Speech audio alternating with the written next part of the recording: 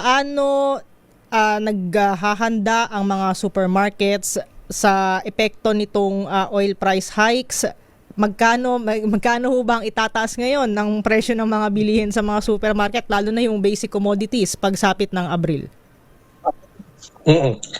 Napakagandang nabigyan natin ng time, no? Nabigyan natin ng oras, ng panahon ang mga manufacturers, no, na magdagdag ng kanilang production, no? Dahil kapag tayo ay namili kaagad at hindi sila nakapaghanda ng kanilang production dahil sino bang inaakalang magkakagera, maubusan tayo ng stocks, no? At pag panic buy, lalo nang mabilis maubos ang produkto. Pag naubos yan, siguradong tataas ang presyo. Bakit?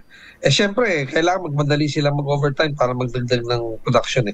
So now that they've been given 28, 29 days, no, to add up to their stocks, no, wala tayong nakitang empty na supermarket, no, sagana sa supply. Okay. Now you're asking, magtataas ba ang presyo? I'm saying for sure.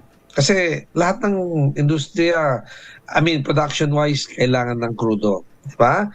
Delivery, kailangan ng crudo. Okay? So, for sure, tataas. Kailan? Nobody knows. Why? Pricing is a management decision. Kung ako, meron pa akong stock, may raw materials pa ako, ayoko pa magtaas, gusto kong kainin ang market ng aking kalaban, market share, pwedeng di muna ako magtaas. Kasi pag nagtaas ako at hindi nagtaas ang kalaban ko, karibal ko, baka lumipat sa kanya ang aking merkado, ang aking customers, di ba? By how much?